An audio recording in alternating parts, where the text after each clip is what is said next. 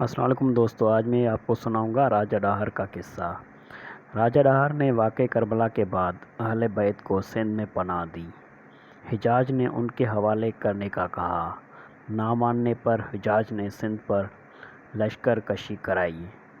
سندھ میں محمد بن قاسم کے حملے سے پہلے عربوں نے سندھ پر 17 حملے کیے تھے اور محمد قاسم کا 18واں حملہ تھا۔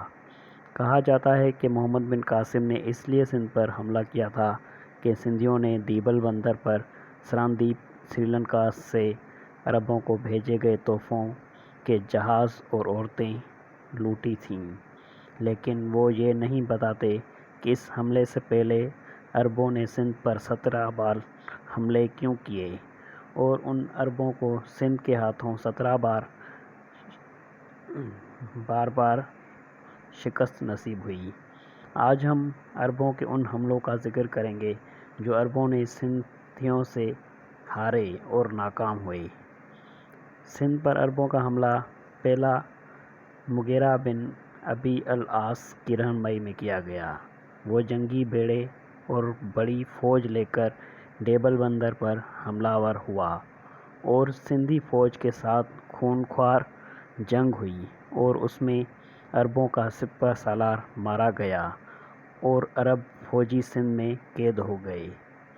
دوسرا حملہ مغیرہ کے بھائی حکم بن ابی العاص نے کیا۔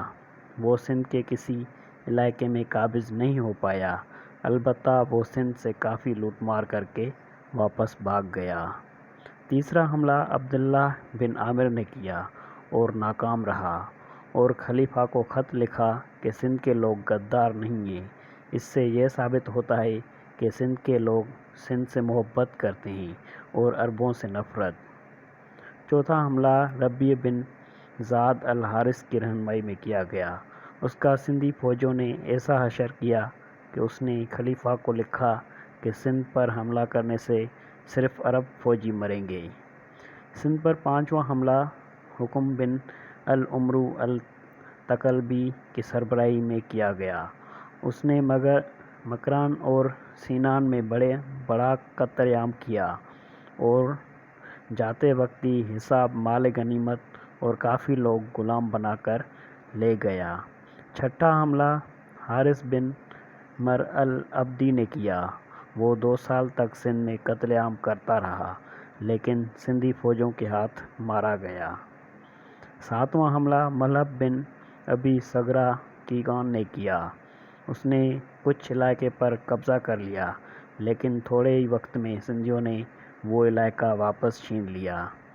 آٹھواں حملہ عبداللہ بن سوار نے کیا لیکن وہ راستے میں ہی ترکوں سے لڑتا ہوا مارا گیا۔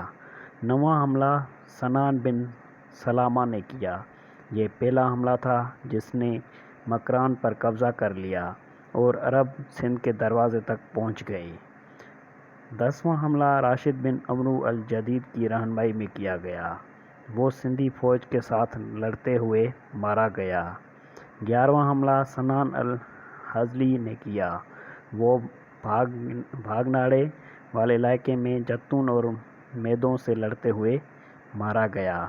12واں حملہ منظر بن جارود کی رہنمائی میں کیا گیا لیکن وہ لسبیلے میں بیماری کی وجہ سے مر گیا۔ 13واں حملہ منظر کے بیٹے حکم نے کیا۔ وہ دیبل بندر پر پہنچا اور اپنے باپ کی طرح بیماری میں مر گیا۔ 14واں حملہ سعد بن الاسلم ابن زرارہ نے کیا۔ اس کو عرب خلیفہ نے مکران کا گورنر مقرر کیا۔ جب وہ مکران پہنچا تو اس علاقے قبیلے کے لوگوں نے قتل کر دیا اور عربوں کے ڈر سے 500 لوگ کو ساتھ راجہ ڈاہر کے پاس پناہ لی۔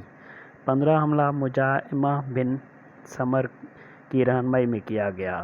وہ بھی مکران میں مارا گیا۔ 16واں